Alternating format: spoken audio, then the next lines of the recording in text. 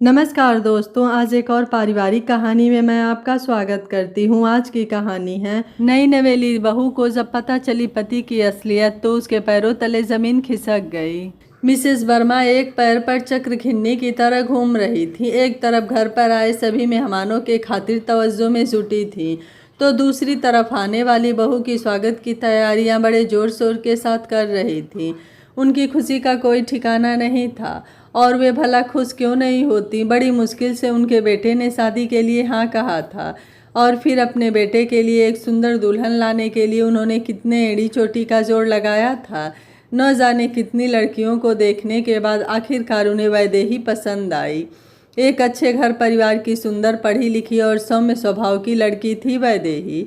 किसी भी पल बारात दुल्हन को लेकर घर पहुंचने वाली थी, इसलिए श्रीमती वर्मा जल्दी जल्दी आरती का थाल सजा रही थी और नेक की सारी तैयारियां कर रही थी। तभी बाहर शोर हुआ कि बहू आ गई, बहू आ गई। बेटे और बहू की नज़र उतारते समय श्रीमती वर्मा उन दोनों पर वारी वारी जा रही थी। सारे मेहमान और रिश्तेदार बहू को देखकर बहुत खुश हो गए। बिल्कुल राम और सीता सी जोड़ी है इन दोनों की, वैदेही की दादी सास ने आशीर्वाद देते हुए प्रफुल्लित मन से कहा। धीरे धीरे सारी रस्में खत्म हो गई और फिर अंत में श्रीमती वर्मा ने अपनी बहू वैदेही को आराम करने के लिए अपने बेटे के कमरे में पहुंचा दिया। कमरे में पहुंचकर वैदेही ने चैन की सांस ली। इतनी सारी रस्मों के बीच वह बुरी तरह थक गई थी। उसने एक नज़र उस कमरे में चारों तरफ घुमाया। पूरे कमरे को और बिस्तर को फूलों से बहुत सुंदर से सजाया गया था और पलंग के बीचों बीच फूलों से वैदेही और वंश बड़े सुंदर ढंग से सजाकर लिखा गया था। तभी कमरे में उसकी बड़ी ननद सूखे मेवे और दूध का गिलास लेकर आई और उसके हाथों में थमाते हुए बोली, यह तुम्हारे और वंश के लिए है, वंश भी अभी आता ही होगा, तब तक तुम आराम करो। वैदेही ने दूध वाला ट्रे लेकर साइड में टेबल पर रख दिया और पलंग पर बैठकर वंश का इंतजार करने लगी। धीरे धीरे बाहर का शोरगुल कम होने लगा था। शायद लोग सो चुके थे, लेकिन वंश का कहीं अता पता नहीं था। उसे भी नींद आ रही थी, लेकिन वह सो नहीं पा रही थी। उसे लग रहा था यदि वह सोती रही और वंश आ गए तो उसे ऐसे सोता हुआ देखकर क्या सोचेंगे। उसने समय देखा, रात के 2:30 बज चुके थे। तभी दरवाजे पर आहट हुई और वह संभल कर बैठ गई। देखा तो सामने वंश थे, परंतु यह क्या, वंश ने तो वैदेही को नजरें उठाकर भी नहीं देखा। चुपचाप उसने अपने कपड़े बदले और तकिया उठाकर सोफे पर सो गया। वैदेही को मन ही मन बड़ा आश्चर्य हुआ कि आखिर वंश ने ना तो उसकी तरफ देखा ना उससे कोई बात की और बिस्तर की बजाय सोफे पर सो गया। आखिर क्यों? क्या यह शादी वंश को जबरदस्ती कराई गई है या फिर मैं वंश को पसंद नहीं हूँ? आखिर क्या कारण हो सकता है वंश के इस तरह व्यवहार करने का? वैदेही ने अपनी सहेलियों की बातें सुन सुनकर इस रात के लिए कितने सपने सजोए थे। आखिर जिंदगी की यही पहली रात अविस्मरणीय होती है। वंश मुझसे क्या कहेंगे और मैं वंश से क्या कहूँगी? हमारी पहली बात किस तरह की होगी? न जाने कितने सपने सजोए थे वैदेही ने। ऐसा भी कुछ होगा यह तो उसने सोचा ही नहीं था। यही सोचते सोचते न जाने कब उसकी आंख लग गई। दरवाजे पर दस्तक सुनकर वैदेही हड़बड़ा कर उठी। वंश की बड़ी बहन वंशिका दरवाजे से आवाज़ लगा रही थी, वैदेही जल्दी उठो, कुल देवी के पूजन को देर हो रही है। वैदेही ने जल्दी से उठकर दरवाज़ा खोला और अपनी बड़ी ननद के पैर छुए। हाँ हाँ, यह सब तो होता रहेगा, पहले तुम जल्दी से नहा धोकर नीचे आ जाओ, मम्मी और चाची देवी पूजन के लिए तुम्हें बुला रही हैं। इतना कहकर वंशिका मुड़ने ही वाली थी कि अचानक से उसकी नज़र सोफे पर सोए वंश पर गई। वैदेही ने वंशिका की मनसा को भांप लिया था, इसलिए वह झट से दरवाजे पर इस अंदाज से खड़ी हो गई कि सोफे पर सो रहे वंश दिखाई न पड़े। वंशिका ने कुछ नहीं कहा, वह चुपचाप नीचे चली गई। शादी की गहमागहमी धीरे धीरे कम होने लगी थी। सारे मेहमान अब वापस जाने की तैयारी में लगे थे। वंश के जीजाजी ने वंश से कहा, क्यों भाई, हनीमून के लिए कहाँ जा रहे हो? अभी ऑफिस में बहुत काम पेंडिंग है, इसलिए छुट्टी नहीं मिलेगी। अच्छा मैं चलता हूँ, कहकर वंश ऑफिस के लिए निकल गया। एक कोने में खड़ी वैदेही को वंश के जीजा ने देखा और कहा, कमाल है भाई, शादी की पहली सुबह तो चेहरे पर बड़ी रौनक रहनी चाहिए, लेकिन यहाँ तो दोनों के चेहरे सूखे पड़े हैं। क्या बात है भाई, पहली ही रात खटपट हो गई क्या? वैदेही ने कुछ नहीं कहा, चुपचाप नजरें झुकाकर अपने कमरे में चली गई। मिसेस वर्मा के चेहरे पर कुछ उलझन के भाव उभर आए थे। वंशिका ने अपने माँ का हाथ पकड़ा और अंदर कमरे में ले गई। क्या बात है, तुम मुझे इस तरह से कमरे में ऐसे क्यों ले आई? ना कुछ तो हुआ है भाई और वैदेही के बीच। सुबह जब मैं पूजा के लिए बुलाने गई तो देखा कि वंश सोफे पर सो रहा था। वैदेही ने अपनी माँ से कहा। श्रीमती वर्मा सोच में पड़ गई, परंतु घर में अभी बहुत से रिश्तेदार थे, इसलिए वह उनके सामने कुछ बात नहीं करना चाहती थी। वह नहीं चाहती थी कि घर की बात बाहर पता चले, इसलिए चुप रह गईं। वैदेही की शादी को 4-5 दिन हो चुके थे। वंश एकदम सुबह सुबह निकल जाता और फिर आधी रात के बाद घर लौटता और फिर वैदेही की ओर देखे बगैर चादर तकिया उठाता और सोफे पर सो जाता। वैदेही बेचारी कुछ बोल भी नहीं पाती। धीरे धीरे सब घर वाले इस चीज़ को नोटिस करने लगे थे। उन दोनों के बीच की दूरियां सबको दिखाई देने लगी थी। घर में एक तनाव फैल गया था। आज जब वंश नाश्ता करने बैठा तो उसकी माँ ने उससे पूछा, क्या बात है वंश, तू तो एकदम सुबह निकल जाता है और फिर काफ़ी रात गए आता है। और तो और हम सब से भी खींचे खींचे क्यों रहते हो बेटा? वैदेही से भी दूर दूर रहते हो। कोई बात हुई तुम दोनों के बीच? कुछ भी तो नहीं मम्मी, बस आप लोगों को यूं ही भ्रम हो रहा है। इतना कहकर वंश ने थाली सरका दी और अपना बैग उठाकर ऑफिस के लिए चला गया। सभी ने सवालिया नज़रों से वैदेही की ओर देखा। सबकी जलती हुई नज़रों का सामना वह नहीं कर पाई और चुपचाप अपने कमरे में चली गई। मसला यहीं पर ख़त्म नहीं हुआ। वैदेही के पीछे पीछे उसकी चाची सास भी उसके कमरे में गई और बड़ी कड़वाहट के साथ वैदेही से कहा, देखो बहू, अब वंश तो कुछ बता नहीं रहा है, इसलिए तुम ही बता दो कि आखिर यह मामला क्या है। हमने भी यह अपने बाल धूप में सफ़ेद नहीं किए। कुछ तो चल रहा है तुम दोनों के बीच। हमारा वंश ऐसा तो नहीं था। मैं नहीं जानती चाची जी कि वंश ऐसा क्यों कर रहे हैं। सच में मुझे कुछ नहीं पता, वैदेही ने नचरे झुकाकर जवाब दिया।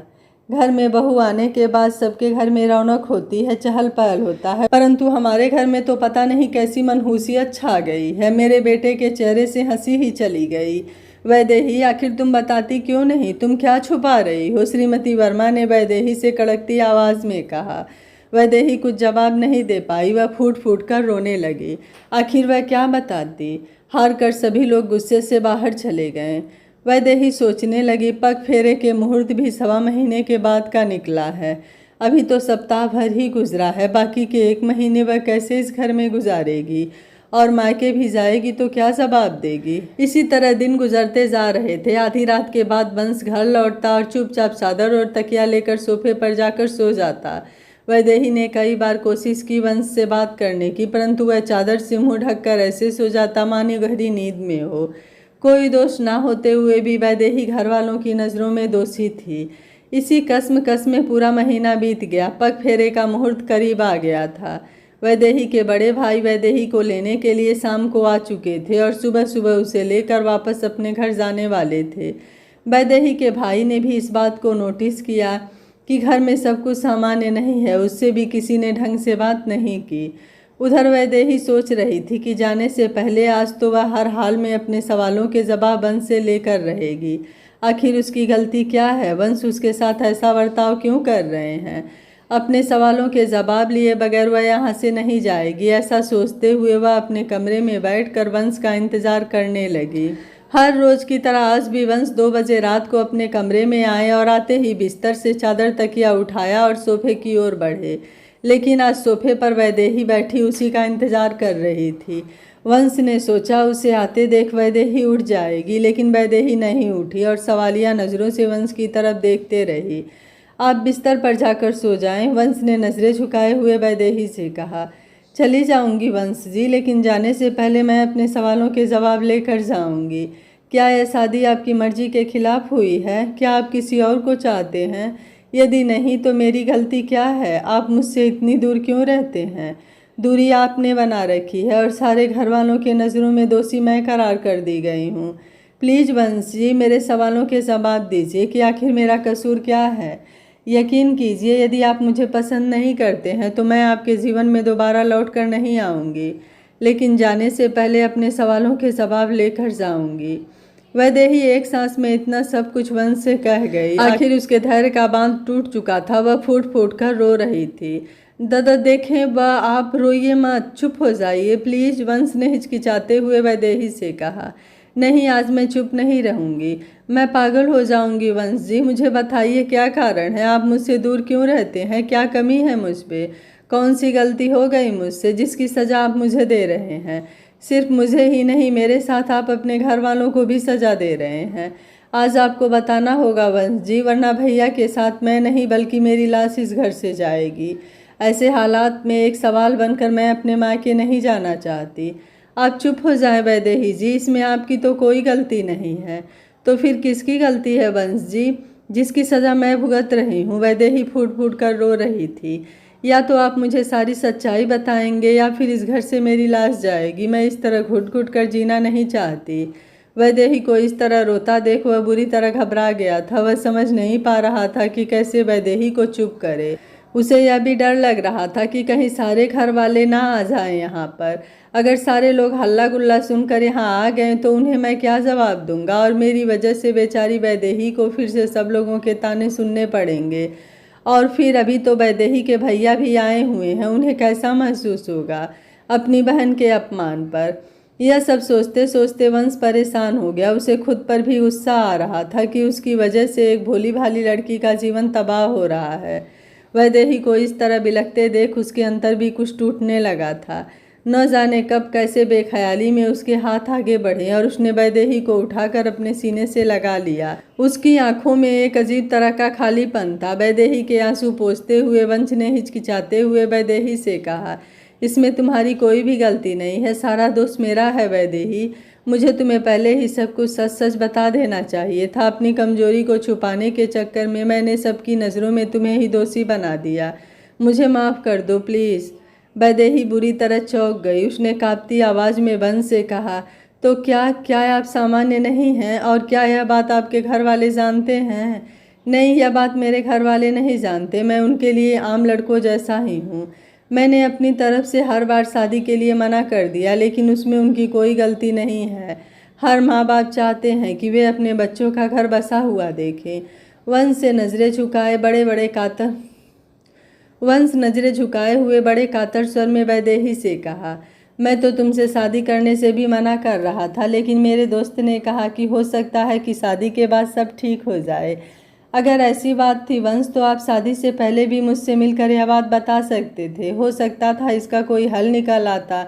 वैदेही ने हैरत से वंश को देखते हुए कहा, नहीं बता सकता था वैदेही, नहीं बता सकता था। इस घोर मानसिक यंत्रणा को जो सहता है वही जानता है। तुम नहीं जानती हो वैदेही, सालों से मैं इस मानसिक यातना से गुजर रहा हूँ। मैं नहीं जानता था कि मेरी एक छोटी सी भूल मुझे जिंदगी के इस दोराहे पर लाकर खड़ा कर देगी। कहते कहते वंश वैदेही की गोद में सर छुपाकर फूट फूट कर रो पड़ा। भूल? कैसी भूल? वंश, क्या तुम मुझे सारी बातें खुलकर बता सकते हो? देखो वंश, अब हम दोनों पति पत्नी हैं, इसलिए जाहिर सी बात है कि हम दोनों के बीच कोई भी बात छुपी नहीं रहनी चाहिए। हो सकता है वंश, शायद मैं तुम्हारी कोई मदद कर सकूं।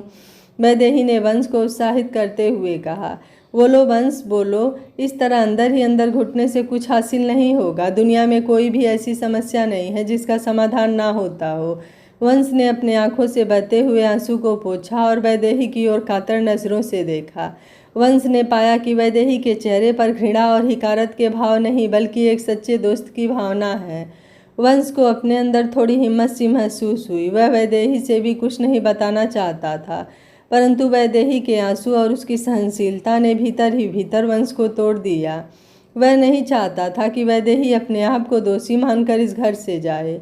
कम से कम सच्चाई जानने के बाद वह मुझसे नफरत करेगी तो उसे भूलने में मुझे आसानी हो जाएगी। शायद आगे वह अपना नया जीवन भी शुरू कर सके, इसलिए मुझे उसे सारी सच्चाई बतानी ही होगी। वैदेही के लिए वो रात अमावस से भी ज़्यादा काली और पहाड़ सी महसूस हो रही थी। तो दूसरी तरफ वंश, जो घुट घुट कर जी रहा था, आज वैदेही के रूप में एक सच्चे हमदर्द को पाकर उसे अपना जी हल्का करने का मन हो आया था। मुझे बताओ वंश, वह कौन सी बात है जो तुम्हें अंदर ही अंदर खाए जा रही है? वैदेही ने वंश के हाथों को अपने हाथों में लेते हुए बड़े प्यार से कहा। वंश ने खिड़की के बाहर अंधेरे में अपनी नज़रें गड़ाए बड़े खोए खोए अंदाज में वैदेही से बोला, यह उन दिनों की बात है वैदेही, जब मैं MBA की पढ़ाई कर रहा था। कॉलेज में दोस्तों के साथ मस्ती करते समय कैसे बीत रहा था यह पता ही नहीं चल पा रहा था। मेरे दोस्तों में एक लड़की भी थी जो मन ही मन मुझे प्यार करती थी। धीरे धीरे मैं भी उसकी ओर आकर्षित होने लगा था। चूँकि MBA कॉलेज के हॉस्टल में काफ़ी कड़ा अनुशासन था, इसलिए हम कॉलेज के हॉस्टल के बाहर जाकर मिलते थे। धीरे धीरे हमारा प्यार परवान चढ़ने लगा था। पढ़ाई पूरी होने के बाद नौकरी मिलते ही हम शादी कर लेंगे, यही सोचकर हम अपने संबंध को आगे बढ़ाने लगे थे। उस दिन सारे दोस्तों ने वैलेंटाइन डे की पार्टी रखी थी। दिन भर हम सारे दोस्तों ने खूब मौज मस्ती की और पार्टी जल्दी जल्दी ख़त्म किया, क्योंकि शाम को हॉस्टल टाइम पर हमें अपने हॉस्टल पहुंच जाना था। लेकिन बिंदु जो मेरी गर्लफ्रेंड थी वह मेरे साथ थोड़ा समय और बिताना चाहती थी, इसलिए हमने एक कॉफ़ी शॉप में जाकर कॉफ़ी पी और कॉफ़ी शॉप के सामने बने हुए एक सुंदर पार्क में जाकर बैठ गए और बातें करने लगे। शाम का धुंधलका गहराने लगा था। आपस में प्यार भरी बातें करते हुए ना जाने कब हम बेकाबू होने लगे, यह हमें पता ही नहीं चला। अचानक जब मेरी पीठ पर किसी चीज़ की चुभन महसूस हुई तो पीछे मुड़कर देखा तो पाया कि पार्क का वॉचमैन अपने स्टिक से हमें अपने होने का एहसास करा रहा था। अरे, जब तुम लोगों को यही सब करना है तो किसी होटल में क्यों नहीं जाते हो? क्यों इस जगह को खराब कर रहे हो? उस वॉचमैन ने गुस्से से कहा और मैं तो मानो शर्म से गड़ गया। हम दोनों ने जल्दी जल्दी अपने कपड़े सही किए, शर्मिंदगी से नज़रें भी नहीं मिला पा रहे थे। वॉचमैन की आवाज़ से आसपास के कुछ और लोग भी आ गए थे, जिनमें कुछ बड़े बुजुर्ग भी थे। राम राम, क्या ज़माना आ गया है, अब तो कोई शर्म लिहाज नाम की चीज़ बची ही नहीं है। कुछ जोड़े और भी थे जिनके चेहरे की मुस्कुराहट हमारा मजाक उड़ा रही थी। उसी बीच में से किसी ने कहा कि ऐसे लैला मजनू को तो थाने में दे देना चाहिए। ऐसे ही लोगों ने अच्छी खासी जगह का भी सत्यानाश कर दिया है। बच्चे देखेंगे तो क्या सीखेंगे? किसी तरह वॉचमैन को कुछ पैसे दे दिलाकर और हाथ पैर जोड़कर मैं जान बचाकर वहाँ से निकल आया। लेकिन लोगों की हंसी, बड़े बुजुर्गों के ताने और वॉचमैन के फटकार मेरे कानों में हर वक्त गूंजता रहता था। अब मुझे हर वक्त ऐसा महसूस होता कि सारे लोग मेरा मजाक उड़ा रहे हैं। मैं कॉलेज हॉस्टल के बाहर भी जाता तो मुझे ऐसा लगता कि सारे लोग मुझे देख रहे हैं और मेरे ऊपर हंस रहे हैं। लेकिन बिंदु और दोस्तों के स्नेहिल प्यार के कारण धीरे धीरे मैं इन मनोस्थिति से उबरने लगा। हमारी पढ़ाई खत्म हुई और उसके बाद हम सभी अपने अपने घर को जाने वाले थे। अब हॉस्टल के किसी नियम का कोई बंदिश नहीं था, क्योंकि आप सब वहाँ से जा रहे थे।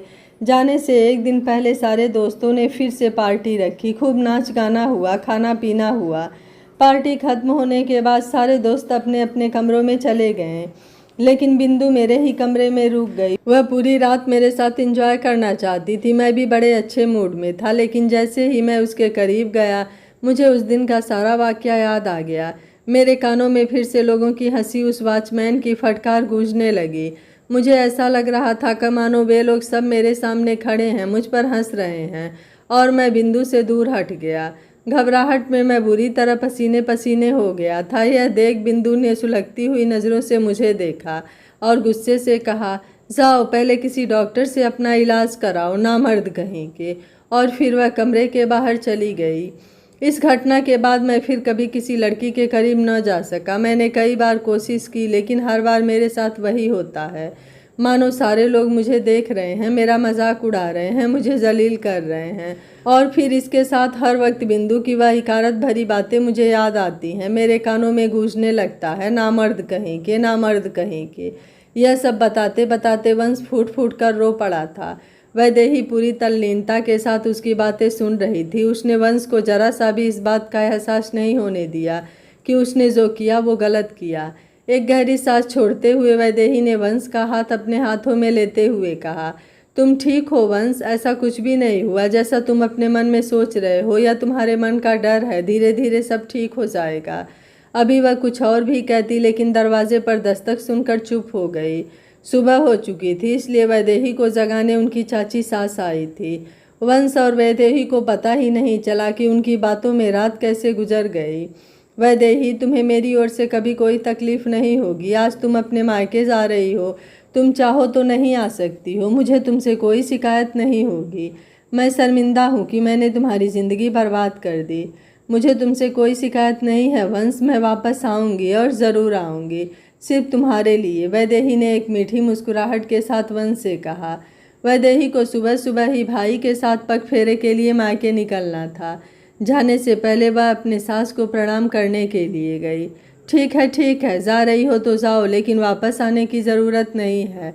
तुम्हारे बगैर ही हम सब और मेरा बेटा खुश हैं, तुम जा सकती हो। वैदेही के सास ने बड़ी रुखाई के साथ कहा। न जाने क्यों आज वैदेही को अपने सास की बात बुरी नहीं लगी, लेकिन उसके बड़े भाई को बहुत गुस्सा आया कि ऐसा वह क्यों कह रही हैं। उन्हें इस बात की भी परवाह नहीं कि उसका भाई उसके साथ खड़ा है, वह क्या सोचेगा। आखिर ऐसी क्या गलती हो गई उसकी बहन से जो यहाँ सभी इससे इतने नाखुश हैं।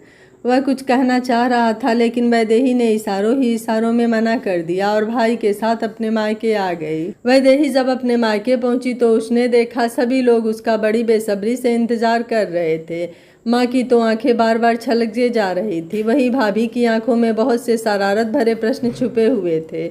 उसके आने की खबर सुनकर आसपास के लोग भी वैदेही से मिलने आए थे। इन बातों मुलाकातों में समय कैसे बीत गया पता ही नहीं चला। मिलने वालों से घर जब खाली हुआ तब वैदेही के बड़े भाई ने माँ से कहा कि इसके ससुराल में सब कुछ ठीक नहीं है माँ, मुझे इसके सास का व्यवहार कुछ ठीक नहीं लगता, और सारी बात बता दी।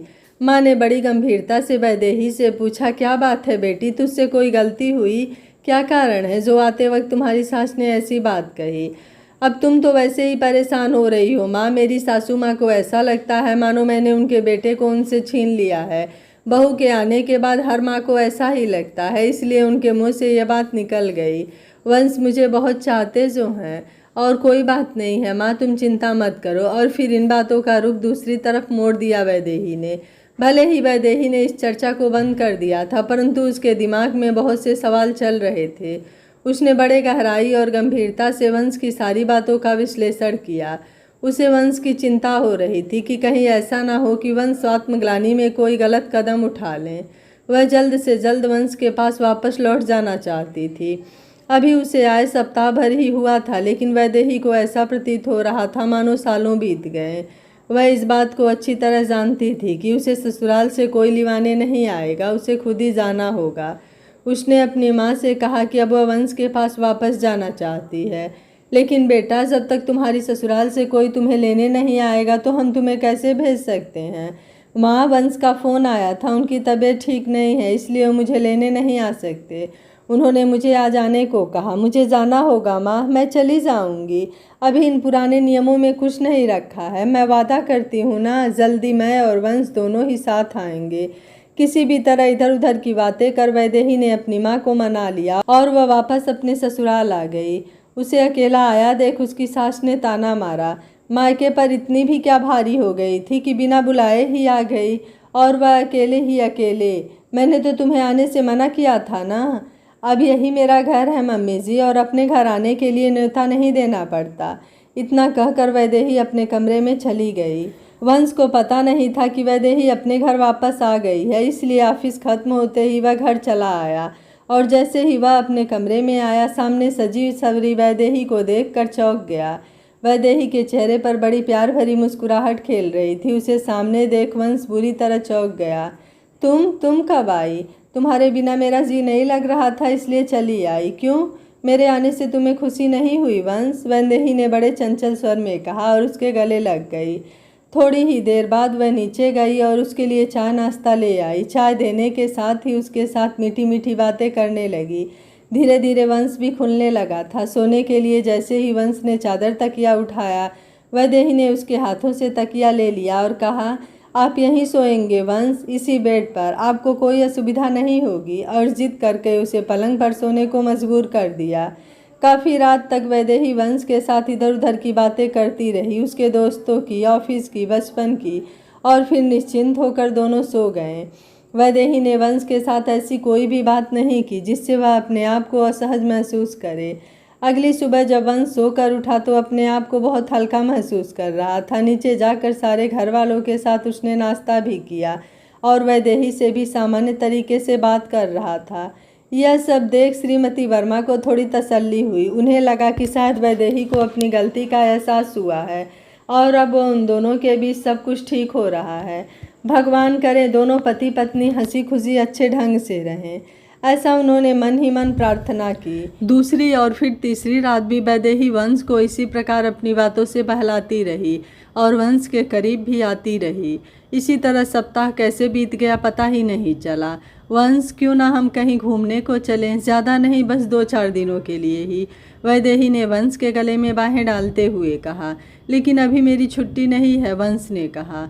लेकिन फिर वैदेही को उदास होता देख कहा, देखता हूँ, अगर 2-3 दिनों की छुट्टी मिल जाए तो ले चलूँगा तुम्हें कहीं घुमाने। वंश की बात सुनकर वैदेही खुश हो गई और फिर ऑफिस से छुट्टी लेकर वंश वैदेही को लेकर पूरे 1 सप्ताह के लिए मनाली को निकल गया। मनाली के सुंदर, मनमोहक और बर्फीले वातावरण में दोनों ने खूब एंजॉय किया। दिन भर बाहर घूमते, खाते पीते और रात को अपने कमरे में आकर थक कर सो जाते। वैदेही ने अभी तक अपनी ओर से किसी भी तरह की पहल नहीं की थी जिससे कि वंश को बुरा लगे। बस वह उसे खुश रखने की कोशिश करती, कभी उसके गले से लिपट जाती, कभी पीठ पर लटक जाती, कभी हौले से उसके माथे को चूम लेती। ऐसे ही वह धीरे धीरे वंश के करीब आ रही थी। वैदेही ने अपनी आधी मंजिल पा ली थी, पहले सोफे से बिस्तर तक, फिर बिस्तर पर उसके करीब और फिर और करीब, और अब मनाली में वंश के सीने तक पहुंच गई थी। उस दिन जब वंश और वैदेही बाहर घूमने निकले तो अचानक से तेज बर्फबारी शुरू हो गई।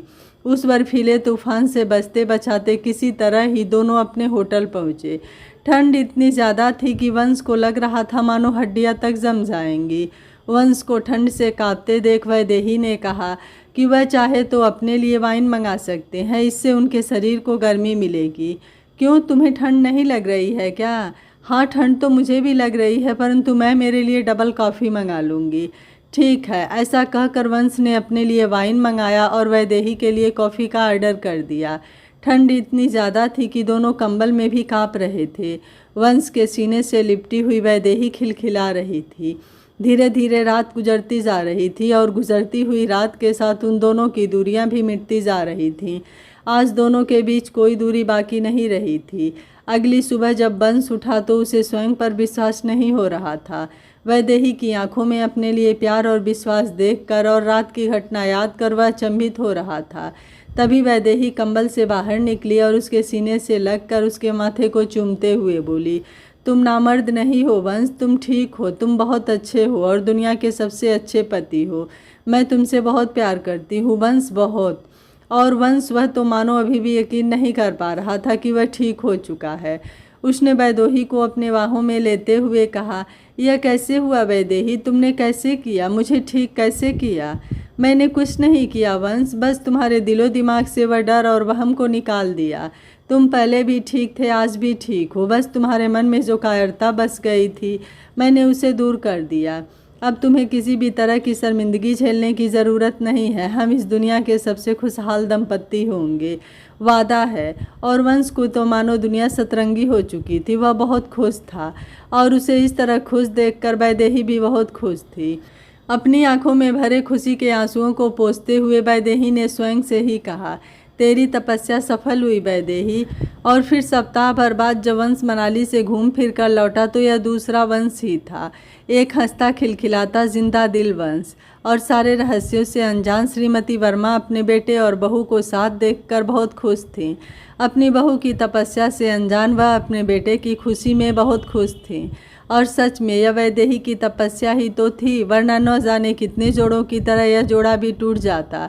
लेकिन वैदेही ने समस्या को गहराई से समझा और अपना घर ही नहीं बल्कि एक पुरुष के अहम स्वाभिमान और आत्मसम्मान को भी टूटने से बचा लिया। यह कहानी आपको कैसी लगी, आप मुझे अपनी राय कमेंट बॉक्स में ज़रूर दीजिएगा। वीडियो पसंद आया है तो वीडियो को लाइक, शेयर एंड चैनल को सब्सक्राइब कर लीजिएगा।